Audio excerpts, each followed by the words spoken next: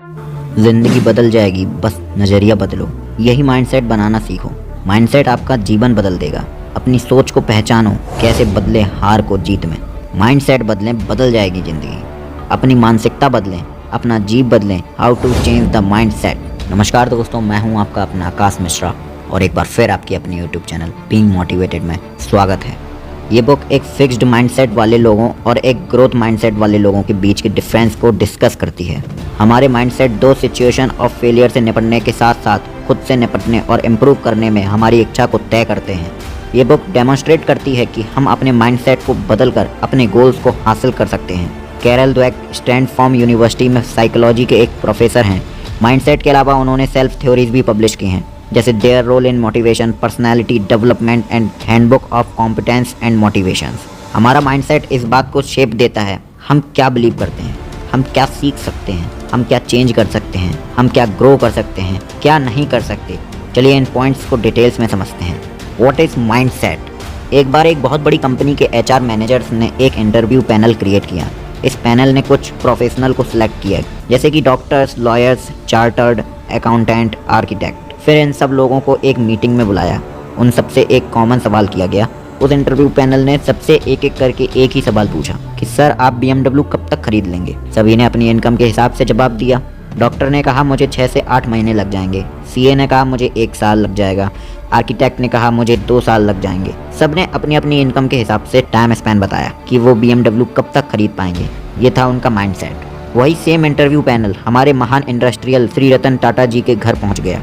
उनसे भी वही सवाल किया गया, सर आप BMW कब तक खरीद लेंगे। तब रतन टाटा जी ने कहा कि कम से कम 5 से 6 साल लगेंगे। ये सुनकर इंटरव्यू पैनल बहुत शॉक्ड हुआ। उन्होंने रतन जी से सवाल किया, सर आप इतने अमीर व्यक्ति हैं, इतने सक्सेसफुल पर्सन हैं, आपके पास इतनी वेल्थ है, आपको फिर भी 5 से 6 साल BMW खरीदने के लिए लगेंगे। रतन टाटा जी ने जवाब दिया कि BMW इतनी छोटी भी कंपनी नहीं है कि मैं उसे 4 से 5 महीने में खरीद सकूं। तो ये उनका माइंडसेट है। BMW का नाम सुनकर उन सारे प्रोफेशनल ने गाड़ी खरीदने की बात सोची। वही रतन टाटा जी ने कंपनी खरीदने की बात सोची। तो इसको ही माइंडसेट कहते हैं। Importance of mindset. आपके स्कल के शेप से लेकर आपके फुट के शेप तक आपके बॉडी की फिजिकल कैरेक्टरिस्टिक शुरुआत से ही कम या ज़्यादा प्रीडिटरमाइन होती है। बेशक आप प्लास्टिक सर्जरी करवा सकते हैं या किसी बोन को हटवा सकते हैं, लेकिन हम ह्यूमन बींग्स का नॉर्मली बॉडी के फीचर्स पर बहुत कम कंट्रोल होता है। लेकिन इंटेलेक्चुअल और फिजिकल एबिलिटी के बारे में क्या, जैसे कि बास्केटबॉल खेलना, ड्राइंग करना, मैथ्स की प्रॉब्लम को सॉल्व करना, क्या ये जेनेटिक्स हैं या सीखे हुए हैं। आज ज़्यादातर साइंटिस्ट इस बात से एग्री करते हैं कि अगर आप एक कंसर्ट में वायलिन बजाने वाले बनना चाहते हैं तो आपको न सिर्फ एक म्यूजिकल मेंटालिटी रखने की ज़रूरत है, बल्कि प्रैक्टिस के लिए अपने जीवन के कई साल देने होंगे। हमारे माइंडसेट का एक इम्पॉर्टेंट रोल होता है कि हम खुद को और दूसरों को कैसे देखते हैं। हमारा माइंडसेट किसी चीज़ को सोचने, समझने और करने में हमारे बिलीव्स को शेप देता है। ये दोनों एक्सट्रीम फॉर्म ही एक फिक्स्ड वर्सेस ग्रोथ माइंडसेट के कॉन्सेप्ट का बेस बनती है। आइए आपको fixed mindset and growth mindset के डिफरेंस बताते हैं। एक फिक्स्ड माइंडसेट वाले लोग मानते हैं कि वो नेचुरली कुछ ही चीज़ों को करने के लिए पैदा हुए हैं, लेकिन बाकी की चीज़ें उनके बस की बात नहीं है। जबकि एक ग्रोथ माइंडसेट वाले लोग मानते हैं कि अगर वो हार्ड ट्राई करते हैं तो वो किसी भी चीज़ को कर सकते हैं, बस ट्राई करने की देरी है, जोर लगाने की देरी है। इस ग्रुप के लोग पूरी लाइफ बढ़ते रहते हैं, बिना रिजर्वेशन के और बिना किसी रिलेशनशिप में उलझे वे नई स्किल हासिल करते रहते हैं। उनके लिए अपने सभी एस्पेक्ट में लाइफ कॉन्स्टेंटली चेंजिंग पोजीशन में होती है। इसके अपोजिट एक फिक्स्ड माइंडसेट वाले लोग अक्सर अपनी ब्लैक एंड व्हाइट सोच से अपनी ग्रोथ में रुकावट डालते हैं। अगर वो किसी चीज़ में फेल होते हैं तो वो अपने सर को मिट्टी में छुपा लेते हैं या दूसरों को दोष दे देते हैं। वे खुद से अपने रिलेशन में काम करने की बजाय अपने रिलेशनशिप में फॉरएवर लव की एक्सपेक्टेशन करते हैं। फिक्स्ड माइंडसेट वालों के लिए एक व्यक्ति की एबिलिटी फिक्स्ड होती है। फिक्स्ड माइंडसेट वाले लोग मानते हैं कि टैलेंट ही महान है। उनके विचार में एक व्यक्ति की एबिलिटी बदली नहीं जा सकती। एक व्यक्ति स्वभाव से टैलेंटेड या मूर्ख होता है, वो वैसा ही रह जाता है, उसमें कोई परिवर्तन नहीं आता। बड़ी कंपनियां जैसे एनरॉन और मैकिन्से, जिनके HR डिपार्टमेंट जो बहुत सारे रुपए इन्वेस्ट करते हैं यूनिवर्सिटी के सो कॉल्ड नेचुरल तक पहुंचाने में, ये सब इसी प्रकार की सोच रखते हैं। कंपनी अपने एम्प्लॉयज की अच्छी एबिलिटी से उनके परफॉर्मेंस में ग्रोथ की उम्मीद करते हैं, मगर क्योंकि ये एम्प्लॉय बहुत टैलेंटेड होते हैं, इन्हें कुछ नया नहीं सिखाया जाता। रिजल्ट के तौर पर उनके अधिकारी उनकी लगातार जाँच करते हैं।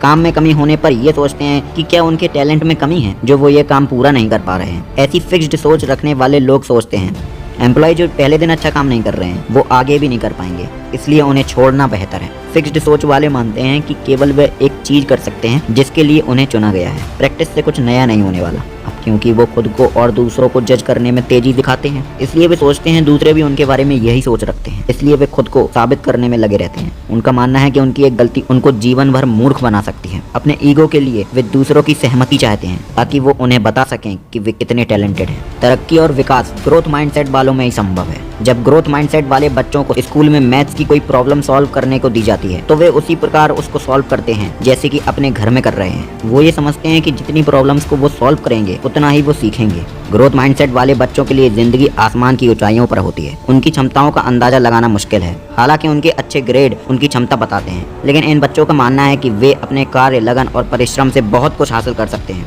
वो अधिक ग्रेड या हाईएस्ट मार्क्स पाने में इंटरेस्टेड नहीं होते हैं, ना ही वो दूसरे स्टूडेंट से बेहतर बनना चाहते हैं, बल्कि उन्हें इस बात की खुशी होती है कि वे खुद को अपनी पोटेंशियल से ज्यादा काम करवा रहे हैं। भले ही वे म्यूजिक या स्पोर्ट्स में हो, खेल या पेंटिंग हो, वो केवल प्रैक्टिस करते हैं। वो जानते हैं कि समय समय पर हार या प्रैक्टिस ही उनकी योग्यता में इम्प्रूवमेंट ला सकती है। ग्रोथ माइंडसेट के लोग नई से नई चीजें सीखते हैं। वो बार बार अपनी तकनीक में सुधार और बदलाव लाते हैं, फिर अपनी गलतियों और कमजोरियों पर काम करते हैं। संबंधों के मामले में वे लगातार अपने पार्टनर को सीखने और लगातार काम करने के लिए प्रोत्साहित करते हैं। स्पोर्ट्स में वो टीम भावना का ख्याल रखते हैं। वो अपने बिजनेस में अपने एम्प्लॉयज को रिस्पेक्ट देते हैं, उनके काम की सराहना करते हैं, कई चीजों पर उनके ईमानदार ओपिनियन की मांग करते हैं, भले ही सच कितना कड़वा हो। ग्रोथ माइंडसेट के लोग प्रॉब्लम्स का सामना करते हैं, उसे एक रुकावट न मानकर एक चैलेंज मानते हैं। वो अपनी इच्छा से खुद को व दुनिया को बेहतर बनाने में लगे रहते हैं। फिक्स्ड माइंडसेट वाले लोग दूसरों से अप्रूवल, वहीं ग्रोथ माइंडसेट वाले लोग विकास चाहते हैं। क्रिसलर मोटर कंपनी जब गिरने की कगार पर थी तब कंपनी के सीईओ लियाया कोका बने। उनकी कारगर तकनीक और एम्प्लॉयज को लेकर उनके बेहतर तरीके से कंपनी फिर से जीवित हो उठी, लेकिन इसके बाद उनका बिहेवियर पूरी तरह बदल गया। वो अपनी ख्याति पर ध्यान देने लगे, कंपनी की तरक्की से ज्यादा अपनी इमेज पर ध्यान देने लगे। उनका मेन ऑब्जेक्टिव दूसरों से आदेश लेना हो गया। लियाया कोका स्थिर सोच वाले हो गए। वो किसी भी चीज को अच्छा या बुरा क्लासिफाई करने से पहले ये सोचने लगे लोग उन्हें विनर या लूजर कहेंगे, क्योंकि वो एक विनर बनना चाहते हैं। वो खुद को अधिक बुद्धिमान और टैलेंटेड दिखाने लगे। वो कंपनी का विकास भूल गए। इसकी तुलना अगर लुइस ग्रेसनर से की जाए, जिन्होंने IBM को बंद होने से बचाया था, तो ये कंपनी जहां सर्विस और टीम वर्क छोड़कर अपनी ऊर्जा फिक्स माइंडसेट वालों से प्रेरित होकर आंतरिक विवाद में लगाई हुई थी। इसलिए कंपनी कस्टमर की जरूरत को पूरा नहीं कर पा रही थी। लेकिन इसको बदलने के लिए उन्होंने कंपनी की पुरानी सोच को बदला, टीम वर्क को महत्वता दी। एम्प्लॉयज जो अपने कोवर्कर से अच्छी तरह पेश आते हैं उन्हें सम्मानित किया, उनसे बातचीत की संभावनाओं को बढ़ावा दिया। वही खुद को एक एम्प्लॉय की तरह देखना शुरू किया, जिन्होंने बहुत कम समय में सभी लोगों के बीच कम्युनिकेशन गैप को खत्म किया। ग्रिसनर के ग्रोथ माइंडसेट ने उन्हें टीम वर्क और विकास नया एनवायरनमेंट बनाने में मदद की। कंपनी का फोकस एक व्यक्ति से ग्रुप पर आ गया। इस कॉन्सेप्ट के चलते IBM ने बहुत तरक्की की। हमारी मानसिकता बचपन से रोल मॉडल से प्रभावित होती है। वो कौन से फैक्टर्स होते हैं जो ग्रोथ और फिक्स्ड माइंडसेट के बीच में अंतर बताते हैं? कौन से फैक्टर्स ये बताते हैं कि एक व्यक्ति अपनी जिंदगी व्यर्थ करेगा या अपने पोटेंशियल का एहसास करेगा?